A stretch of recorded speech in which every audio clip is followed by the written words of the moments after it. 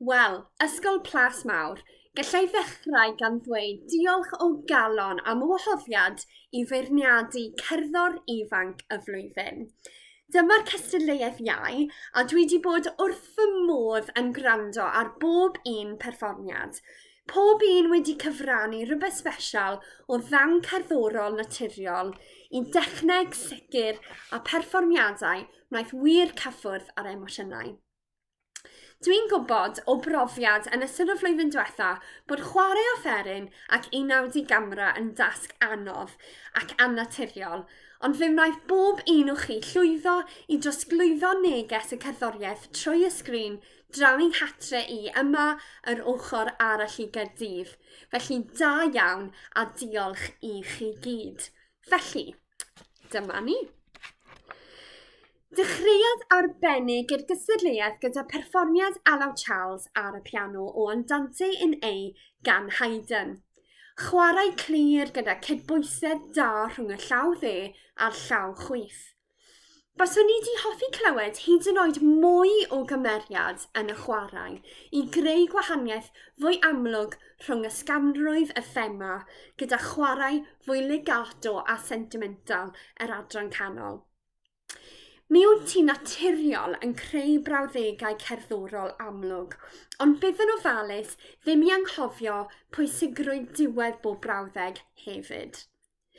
Roedd yr ail dan Etude in A minor gan Louis Foronc yn gwrthgyferbyniad hyfryd i'r Haydn. Roedd y teimlad dolce yn amlwg o'r nodyn cyntaf, ond bydd yn ofalus i beidio bod yn rhy drwm ar y nodau quavers yn y llaw chwith. Weithiau, mi oedden nhw'n cael fwy o bwyslais a ddim yn toddi yn naturiol mewn i'r nodau eraill. O bar 19 i 26, nid oedd y llaw dde a llaw chwith bob amser yn cydweithio o ran tempo, felly gwna'n siŵr bod y tempo mewnol yn aros yn gyson. Hynny, nes i fwynhau dy perfformiad yn fawr iawn a ges i cip olwg mewn i dechneg a dawn cerddorol dwi'n siŵr fydd yn barhau i aeddfedu dros y flynyddoedd i ddod. Awn ni nawr at berfformiad Alice Webb ar y piano. Roedd y dan cyntaf gan Scarlatti yn dangos aeddfedrwydd cerddorol gyda brawddegi clir a naturiol. Yn amlwg, mi wyt ti'n dilyn patrwm a llinell y frawddau cerddorol, jyst gwna'n siŵr dy fod ti'n cymryd gofal o ddiweddglo o brawddegau hefyd. Nes i ychwanegu dynameg effeithiol i greu cyferbyniad a deialog cerddorol o fewn y darn. Hynny, i fi, roedd y trills ar y cyfan yn rhy araf ac wedi'i mesur gan greu teimlad statig i'r cerddoriaeth. Tybed hefyd, os bysau tempo gyflymach wedi helpu ychwanegu teimlad a chymeriad ysgafnach a bywiog i'r dan allegro yma. Serch hynny, mi oedd hi'n berfformiad llawn o dechneg sicr ac aeddfedrwydd. I'r ail ddan, Rosemary's Waltz gan Richard Bennett.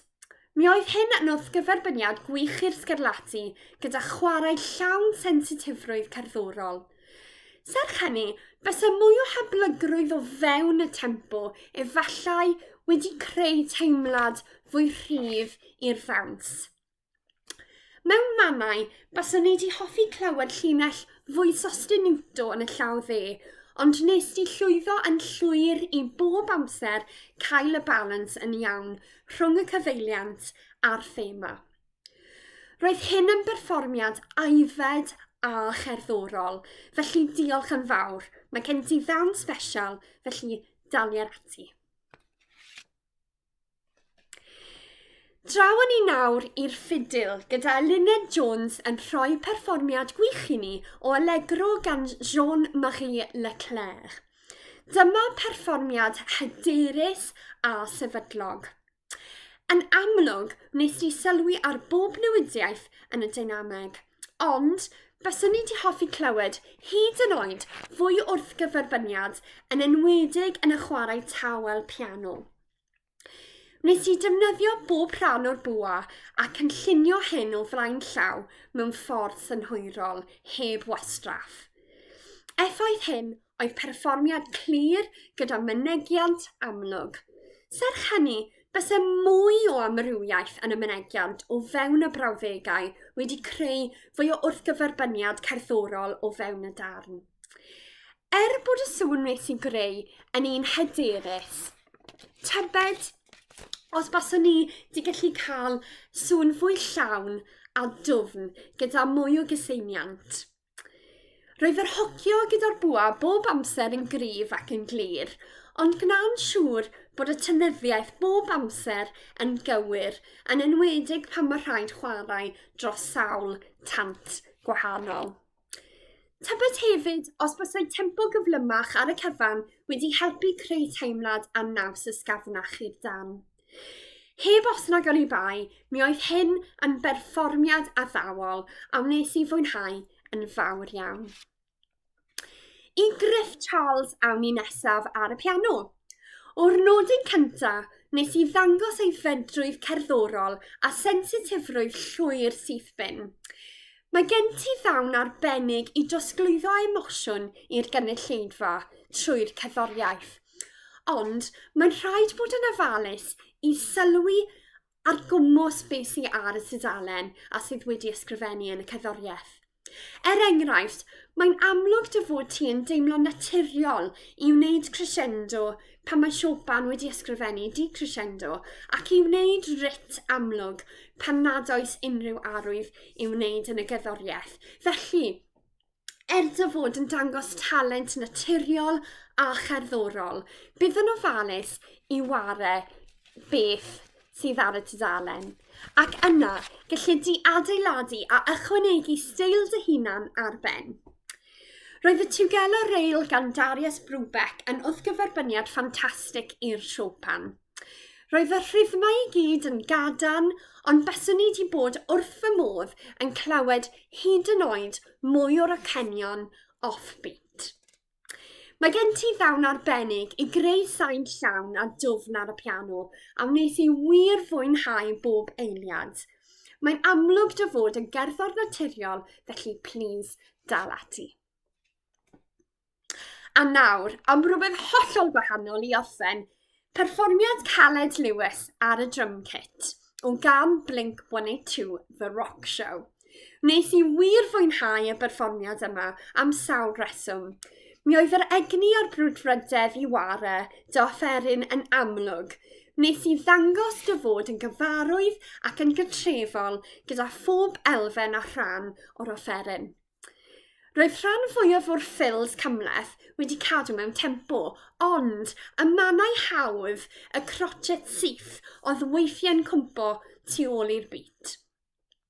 Bydd yn ofalus i ddim chwarae popeth yn yr un dynameg. Mae drum kit fel bob offeryn arall o ran y gallu i arbrofi gyda dynameg a sain. Felly byddai'n ddewr ac yn arbrofol yn dy ymarfer. Serch hynny, unwaith eto, wnes i fwynhau dy berfformiad egniol. Diolch. Felly, dyna ni. Baswn ni wrth fy modd yn gallu rhoi medal i chi gyd heddi, ond mae'n rhaid dewis un enillydd. Felly, cerddor y flwyddyn yn y dosbarth iau eleni yw Alice Webb. Llongyfarchiadau gwresog i ti a da iawn pawb.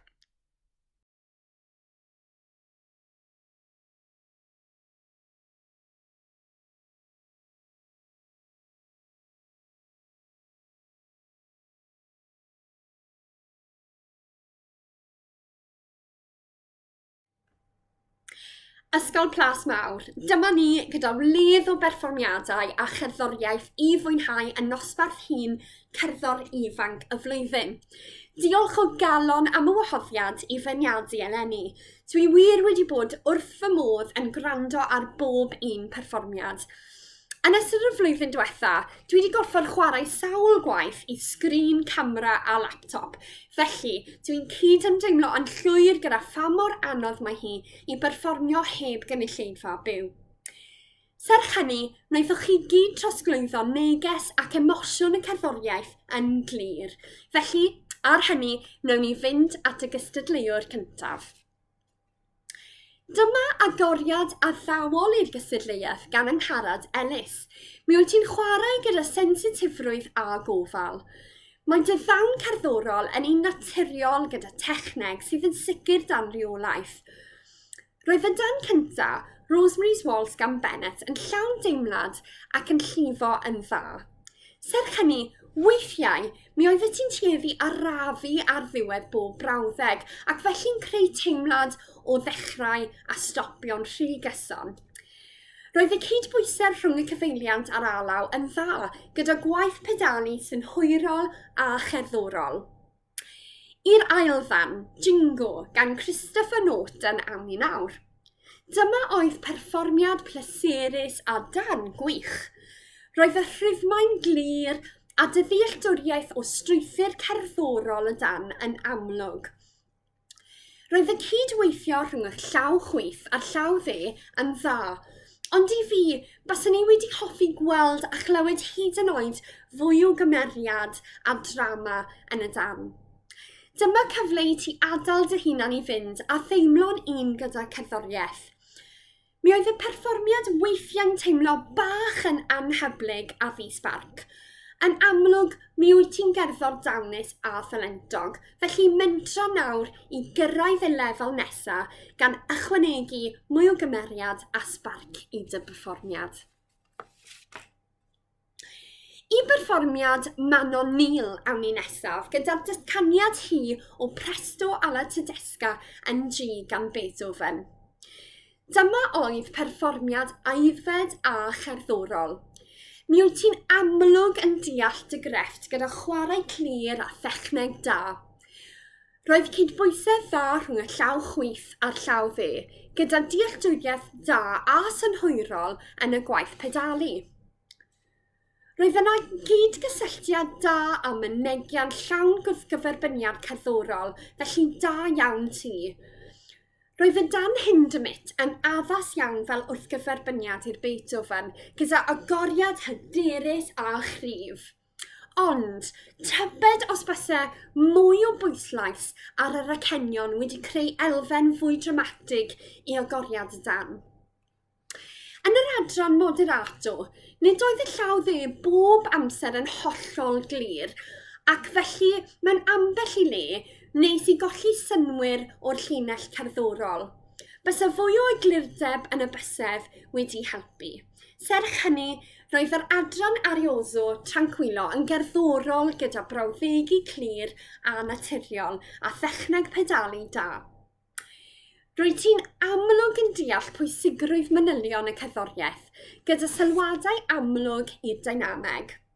Ond, tybed os bysau'r pianissimo wedi gallu bod hyd yn oed yn dawelach yn y diweddglo lago, gyda teimlad fwy arallfydol i wrthgyferbynnu gyda'r crescendo dramatig i fortissimo. Ond, yn sicr, mi oedd hyn yn berfformiad cerddorol a medrus, a wnes i fwynhau gwrando i bob nodyn. I fyd cerddoriaeth y trombôn awn ni nawr, gyda perfformiad Dewi Thistlewood o I Got Rhythm gan Gershwin. Mae'n amlwg dy fod yn gyfforddus yn chwarae mewn arddull jazz. Roedd y datganiad yma yn hyderus a'r gwaith rhythmig yn sefydlog. Yn sicr, mi oedd y darn yma yn dangos dy allu i chwarae ar draws amrediad eang. Hynny, nid oedd y sain bob amser yn glir a gyda ffocws. Nid oedd y tonyddiaeth bob amser yn lwyddiannus, yn enwedig yn y brawddegau chromatig, ond mi oedd hi'n berfformiad cerddorol a hyderus. Roedd yr ail dan gan Gilmont yn ddewis heriol, ond fe lwyddais ti i mynegu llawer iawn o elfennau technegol a cherddorol y dan, felly da iawn ti. Mi wyt ti'n chwarae gyda sain llawn a chrwn, ond gwna'n siŵr bod hyn yn fwy amlwg yn y nodau isel. Roedd amrywiaeth amlwg yn y mynegiant o rhediadau cyflym i'r chwarae fwy legato. Serch hynny, nid oedd y cydgysylltiad rhwng y tafodi a'r techneg sleid yn y llaw dde bob amser yn cyd-fynd. Ar y cyfan, tybed os bysau yn nadlu fwy dwfn cyn dechrau bob brawddeg a teimlo cysylltiad gyda diaphragm yn helpu gyda stamina a creu sain fwy llawn trwy gydol y brawddegau cerddorol. Roedd gan yr Allegro teimlad egnïol a'r gwaith triplets yn yr adran cloi yn glir. Tybed os bysau bach o vibrato yn yr adrannau telenegol lyrical wedi ychwanegu lliw i'r cerddoriaeth. Serch hynny, mi oedd hyn wir yn berfformiad addawol a phlyserus, felly diolch yn fawr. Braf oedd clywed Erin Light ar y delyn yn chwarae The Minstrel's Adieu to His Native Land gan John Thomas a Fire Dance gan David Watkins. Mi wyt ti'n chwarae gyda sain llawn a dwfn a roedd y thema agoriadol yn llifo yn naturiol o fewn y brawddegau cerddorol. Roedd ti'n amlwg yn dangos y newidiaeth mewn dynameg yn glir, ond weithiau wnes i golli y decrescendos. I fi, bysa'r bas yn y llaw chwith wedi gallu bod yn gryfach yn y variation cyntaf mwyn cael fwy o ddylanwad ar linell cerddorol y llaw dde. Roedd yr harmonics yn glir yn yr ail variation, ond gallai hyn wedi cael naws fwy mysterioso ar y cyfan. Yn ogystal â i hyn, tybed os bysau mwy o ddefnydd o'r hairpin sydyn yn y pedwerydd variation wedi ychwanegu fwy o deimlad agitato. Mae gen ti dechneg cryf yn y llaw dde, ond ar y cyfan, bysau mwy o bwer yn y llaw chwith wedi creu fwy o gydbwysedd rhwng y dwylo. Gwna'n siŵr i gadw'r pols mewnol yn gryf mwyn osgoi yr afu. Roedd y newidiaeth fi angen yn y tempo hefyd yn amlwg mewn mannau yn y fire dance, ac felly weithiau wnes i gweld eisiau llif a chyfeiriad o fewn y cerddoriaeth.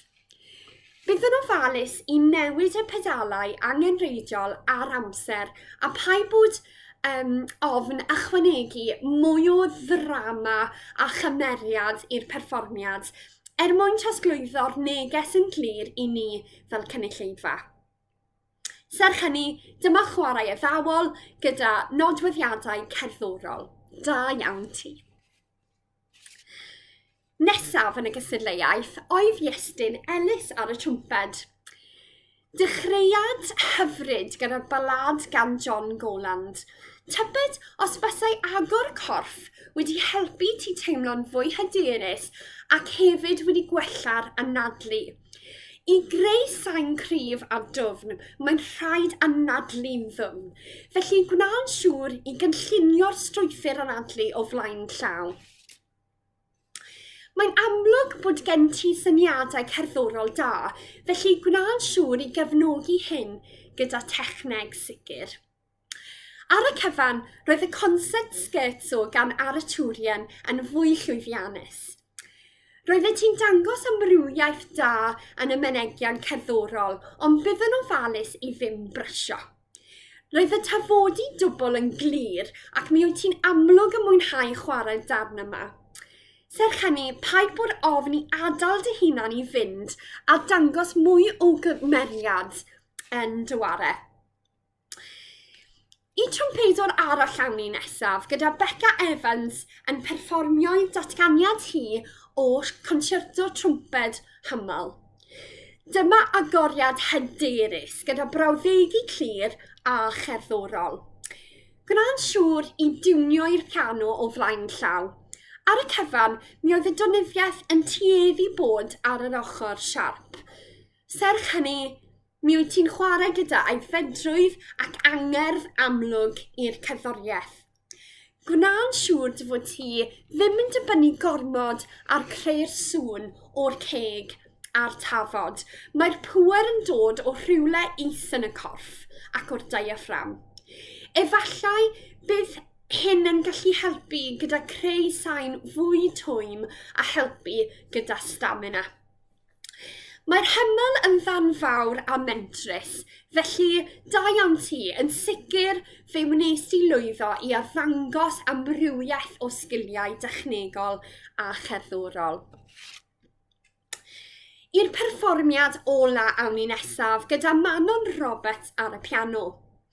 Mae'n amlwg dy fod yn gerddor naturiol llawn deimlad. Roedd y brawddegi yn gerddorol ac yn llifo'n naturiol. Tybed os besau mwy o amrywiaeth yn y dynameg wedi helpu i liwio'r cerddoriaeth. Roedd teimlad grazioso hyfryd i'r thema, ond i fi roedd y teimlad vivace ar goll. Bas y tempo cyflymach ar y cyfan wedi gwneud fwy o synwyr cerddorol. Roedd amrywiaeth da yn y mynegiant o'r chwarae legato i'r adrannau staccato, ond nid oedd yn bob amser yn gallu clywed y llaw chwith yn glir. Roedd hyn yn fwy amlwg yn yr adran o bar 57. I fi, baswn ni wedi bod wrth fy modd yn clywed mwy o ddrama yn y ddiweddglo gyda crescendo a theimlad o yrru ymlaen i'r diwedd yn lle arafu gyda decrescendo. I'r 6/8 prelude nesaf gan Calmea. Wnes i fwynhau'r swing a'r naws ymlaciedig. Wedi gweud hyn, bas y cadw'r naws ymlaciedig, ond mewn tempo smidgen yn gyflymach wedi gweithio'n well i fi i gael mwy o'r teimlad 6/8.